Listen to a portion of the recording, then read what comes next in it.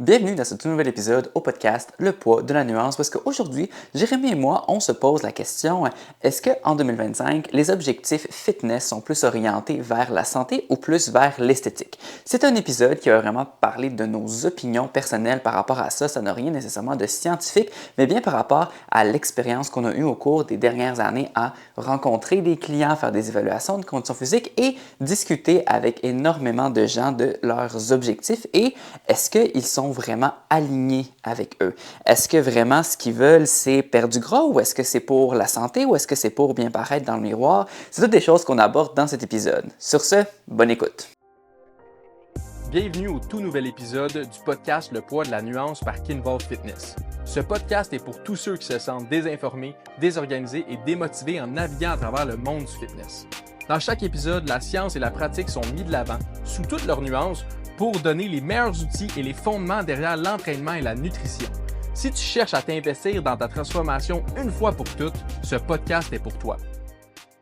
En 2025, le fitness, est-ce que c'est plus pour la santé ou l'esthétique? Jérémy, qu'est-ce que tu en penses, toi? Est-ce que les gens, concrètement, quand ils viennent te voir, est-ce que tu as l'impression que c'est plus pour la santé ou l'esthétique? Bien, c'est drôle que tu dises ça parce que si je regarde ça d'un point de vue vraiment comme avec aucune analyse, je vais dire que les gens viennent plus pour la santé.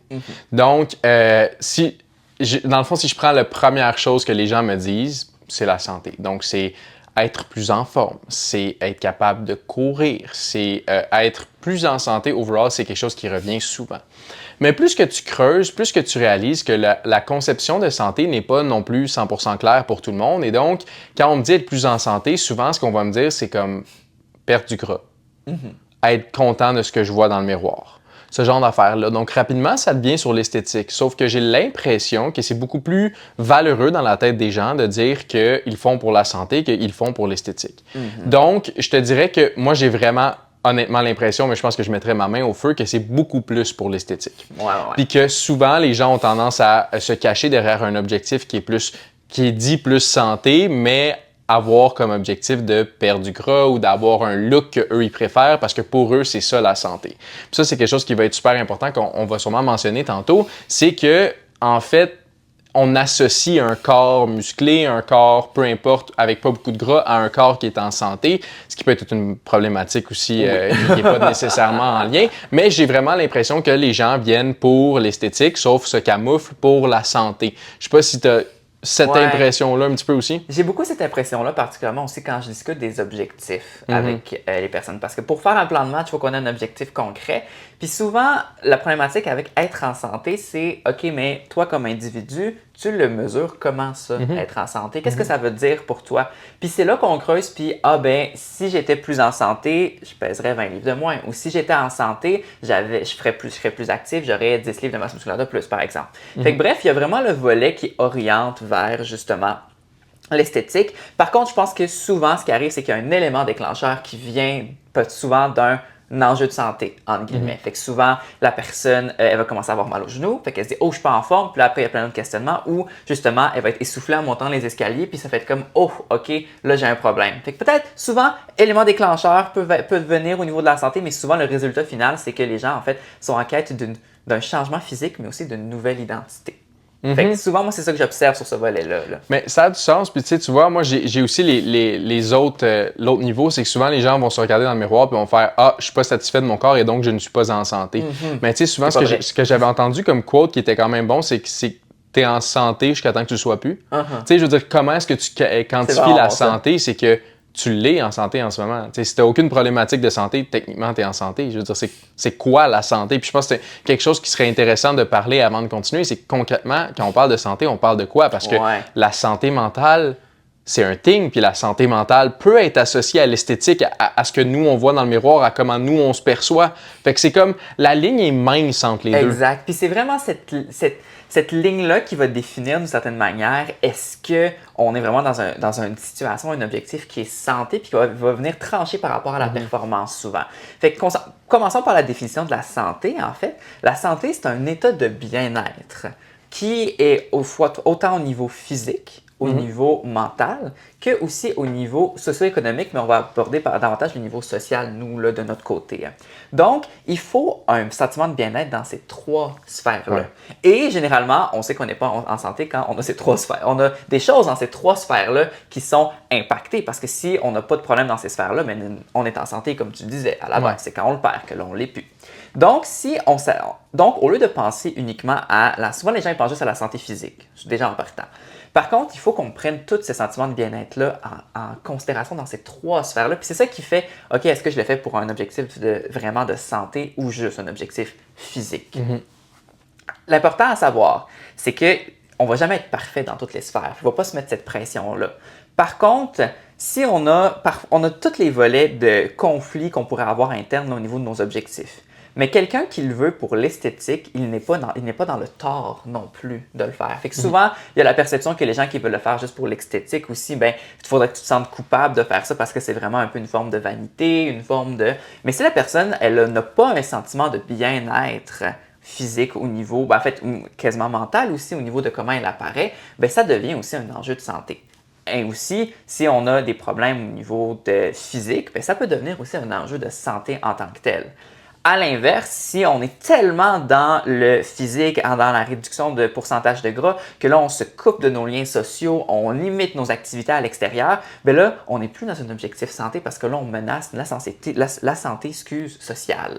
Et physique. Et physique ça c'est une autre chose aussi. L'intégrité physique aussi est menacée dans des grosses restrictions caloriques. Là. Parce que, tu sais, on s'entend que là, on va dans on parle, mettons, souvent des extrêmes comme le bodybuilding. Puis oui, OK, il y a le bodybuilding naturel, mais il y a aussi le bodybuilding qui est pas naturel. Fait qu'à ce moment-là, ce que tu peux pas vraiment dire que tu le fais pour la santé, étant donné que tu t'injectes du stock qui nuit directement à ta santé et qui, on va être honnête aussi, nuit quand même directement à ta santé mentale aussi, qui peut nuire à ta santé sociale aussi, socio-économique aussi. Dans ce contexte-là. Fait que tu sais, c'est des choses que la ligne est mince, puis d'une personne à l'autre, ça peut vraiment être différent, mais il n'y a pas vraiment de problématique à ce que ça soit différent. Tu sais, c'est pas grave, là. Tu sais, puis moi, c'est quelque chose que j'essaie de mentionner beaucoup sur mes réseaux sociaux, mais peu importe la raison pourquoi tu t'entraînes, je veux dire, il n'y a pas de shame à ça. Exact. Même si c'est pour du bodybuilding, même si c'est pour juste pour la santé, puis le poids, tu t'en fous. Honnêtement, tu t'entraînes pour ce que tu veux faire, puis il n'y a pas personne qui devrait juger. Tu pourrais t'entraîner pour pouvoir faire une split, puis au final, c'est comme ça te regarde toi, ça regarde personne d'autre. Fait que,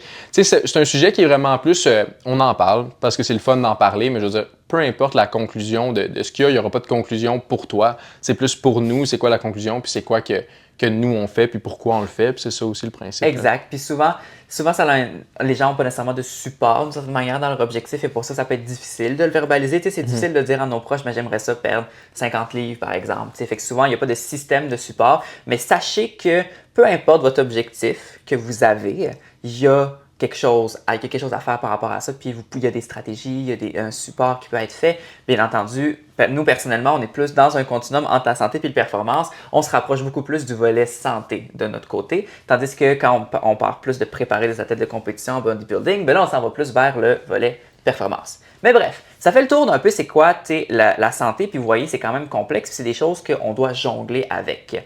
Par contre, quand même, je veux savoir, selon toi, Jérémy, c'est quoi qui est le plus grand instigateur de changement d'une certaine manière? Est-ce que c'est plus la santé au départ ou est-ce que c'est plus l'esthétique?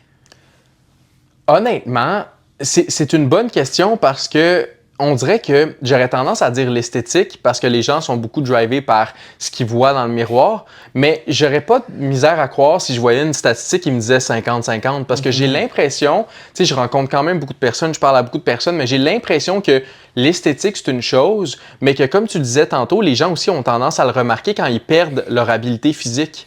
Parce que c'est une chose de se voir, tu sais, de se voir dans le miroir à tous les jours, tu vas pas nécessairement comme réaliser le changement que ça peut avoir sur ton corps parce que tu te regardes tout le temps. Puis tu vas le réaliser à un moment donné, ça va te frapper d'en face, mais tandis que si tu vois que tu as de la misère à monter les marches, tu as de la misère justement, c'est quelque chose qui revient souvent, mais suivre tes enfants dans leurs activités, ben c'est quelque chose qui te choque parce que tu es comme « Oh! » Mais comme je tiens à mes enfants, je tiens à bouger avec eux, puis je suis pas capable. Ouais. Tu comprends? Fait que d'une façon ou d'une autre, je pense pas que je pourrais te donner une réponse claire sur hey, écoute, les gens le font vraiment plus pour l'esthétique. Je pense que c'est une question de tranche d'âge. Ouais. C'est une question de tranche d'âge, puis c'est une question de à qui on Bon a affaire. point. Tu sais, parce qu'un parent, j'ai l'impression que ton focus shift. Tu sais, fait que oui, non, je dis pas qu'un parent s'en fout de son esthétique, parce qu'il y en a qui s'oublient puis qui m'écrivent, écoute, je me suis oublié après toutes ces années, puis j'aimerais ça. Mais même à ça, j'ai l'impression que comme tu as un autre humain dans ta vie qui est une partie de toi, qui fait partie de toi, que tu veux t'occuper, ben là, souvent, c'est comme, hey, j'aimerais ça être en santé, ou là, tu vois que tes parents, ils vieillissent, puis que tes parents, ils vieillissent, mettons, plus difficilement parce qu'ils n'ont pas fait d'exercice. Là, tu vas être genre, ah ouais, je veux-tu ça pour moi en vieillissant? Je veux-tu que mes enfants aillent à deal avec ça quand je vieillis? Tu sais, ce genre d'affaires-là. Fait que tu commences à penser pour quelqu'un d'autre que toi. C'est sûr qu'il reste l'esthétique, mais je trouve qu'à comparer une tranche d'âge peut-être plus comme la nôtre, mettons 25 ans et moins, puis ça c'est vraiment une généralisation parce que ça dépend si tu as des enfants, ce genre d'affaires-là, ça dépend de la vie que tu as vécue. Mais en temps normal, un gars de 19 ans qui me dit, mettons, je veux le faire pour la santé, puis qu'il n'y a pas de problème de santé associé à rien à la base, je te dirais non, j'y crois pas. Tu veux le faire pour l'esthétique, tu sais, je veux dire. Parce que sinon, là, tu poses des questions, c'est comme, OK, parfait, c'est quoi la santé pour toi? Avoir l'air de, comme, Arnold Schwarzenegger. Je suis comme, OK, cool, fait que c'est pas ça, c'est pas le but de la santé, tu sais. Fait que je te dirais que c'est un petit peu, ça dépend. Ouais. Ça dépend des deux. Tu sais, parce qu'encore une fois, tu prends une clientèle qui est peut-être plus âgée, puis là, je parle pas âgé, mais mettons du 55-60, ben, je pense pas que c'est tant l'esthétique. Je pense que c'est bien vieillir. Fait que les objectifs qu'on a dans notre vie changent en fonction de où on est rendu. Fait que c'est un peu des deux. Ça dépend, c'est quoi la clientèle cible de ta compagnie ou justement de le coach, toi, c'est quoi que tu vises. Si tu vises les jeunes hommes de 18 ans, attends-toi pas à faire des speeches sur la santé nécessairement. Ça se peut que ça soit vraiment plus sur l'esthétique. Fait que, un peu des deux. Je sais pas si c'est satisfaisant comme réponse. C'est drôle parce que tu m'as fait penser à une statistique, puis là, je vais pas citer rien parce que ça fait vraiment longtemps, mais en début 2024, là, j'avais fait une chronique à la radio par rapport aux toutes les résolutions puis les impacts que ça pouvait avoir, à quel point est-ce qu'il y avait des variations de poids, bref, après les résolutions. Puis ce que j'avais remarqué, c'est qu'il y avait équivalent dans les études de personnes qui disaient que leur objectif, c'était à la fois pour la santé, puis des objectifs qu'on appelle fitness. Fait que ce soit d'avoir des abdos. Fait que dans le fond, l'étude, c'était un questionnaire, puis ils devaient choisir, il y avait des questions à répondre, puis dans le fond, en fonction des questions qu'ils répondaient, ils gradaient si c'était plus pour le fitness, la santé ou autre chose. Puis ils se sont rendus compte, c'est que 80% des gens avaient des objectifs santé et avaient des objectifs fitness aussi. Il faut savoir que c'est vrai, tu peux avoir deux fois des réponses là, divergentes là, par rapport à ça. Fait que tu m'avais fait rappeler ces statistiques-là, souvent il y avait les deux. Tout le temps, santé et fitness, parce que c'est quand même corrélé. Puis, pour faire aussi un point, ce que tu disais tantôt sur qu'on associe une image de santé, souvent, on associe juste... En fait, ce qu'on aime, c'est le fait de prendre soin de soi d'une certaine manière, puis on associe l'image d'un corps musclé, athlétique, avec un faible pourcentage de gras à quelqu'un qui prend soin de lui, entre guillemets. Entre guillemets, vous entendez pas mes guillemets, là, mais souvent, c'est parce qu'on se pose même pas la question.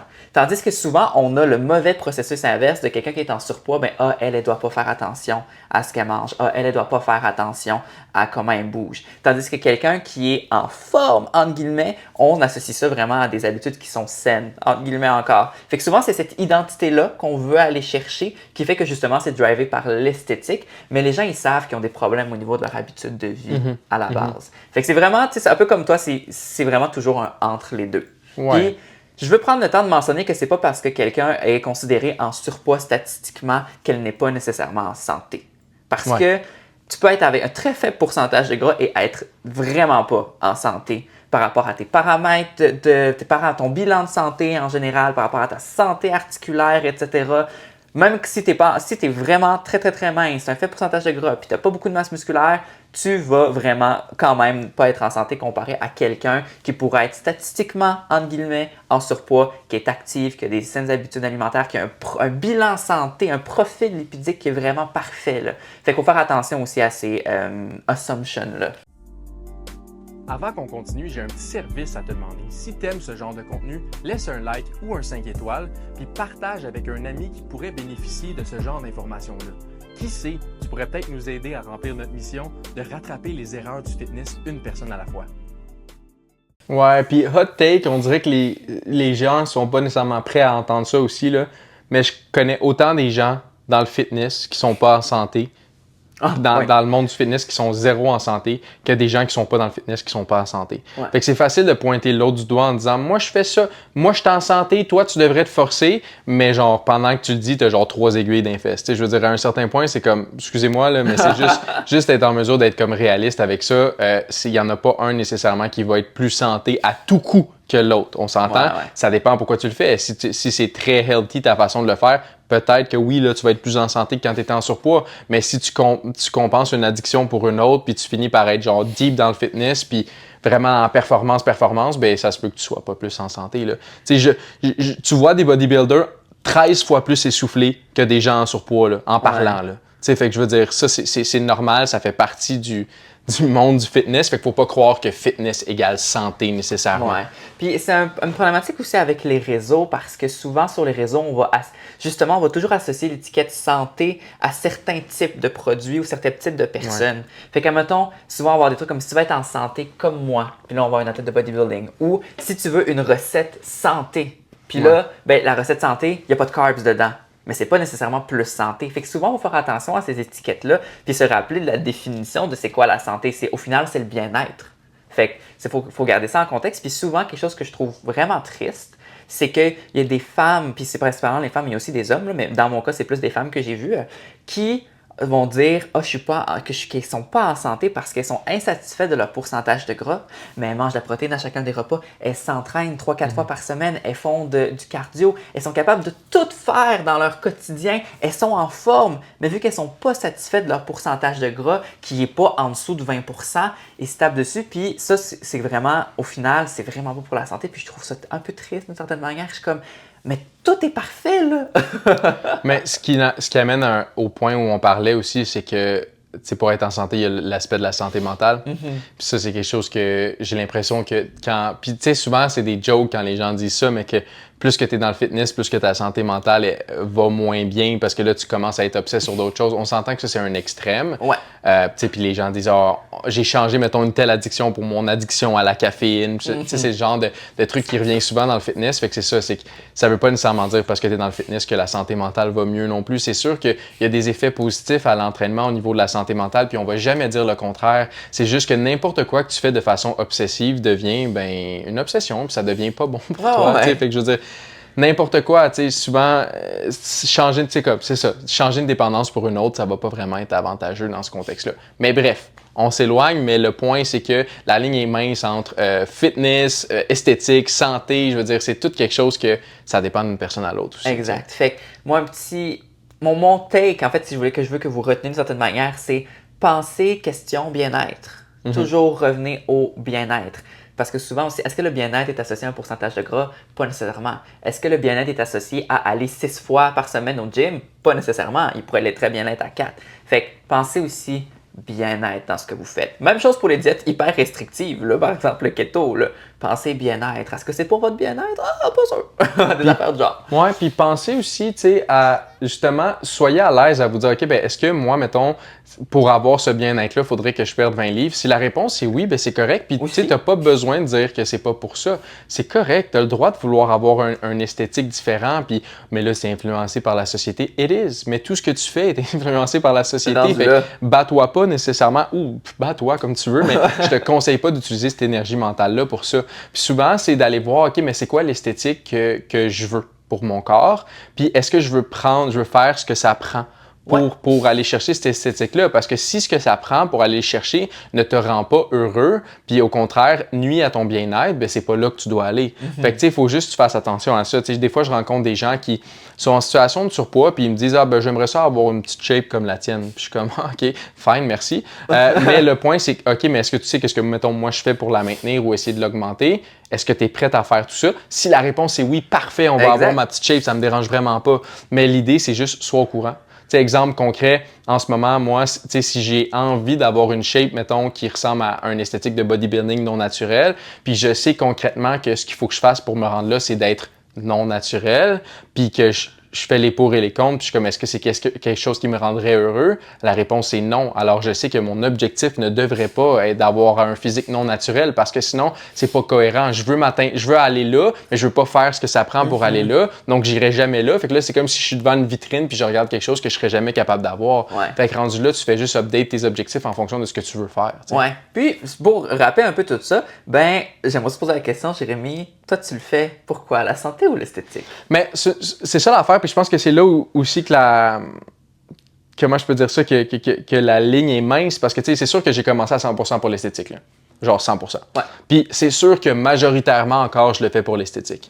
Mais quand je pose cette question-là, souvent les gens ont tendance à avoir la même réponse. Ça serait la réponse que moi aussi je donnerais, c'est que je le fais pour l'esthétique, mais je le fais beaucoup maintenant pour la santé mentale, parce que je découvre que quand je m'entraîne pas, ça m'affecte beaucoup. Ouais. Ça m'affecte sur mon mood, ça m'affecte overall. Ma santé physique, oui, c'est une chose aussi, mais surtout sur ma santé mentale. Fait qu'à un certain point, je pense que c'est majoritairement l'esthétique. Tu sais, je veux pas, on s'entraîne quand même en bodybuilding, on suit quand même des diètes, mais je pense que c'est quelque chose qui me procure du bien, puis je suis bien là-dedans, puis quand je déroge de ça, je me sens moins bien parce que je sais pas, j'ai un objectif esthétique, puis quand tu déroges de ton objectif, la santé mentale est comme pas tant down. Fait que je te dirais que c'est un petit peu des deux, mais majoritairement esthétique. Ouais. Toi, j'imagine que...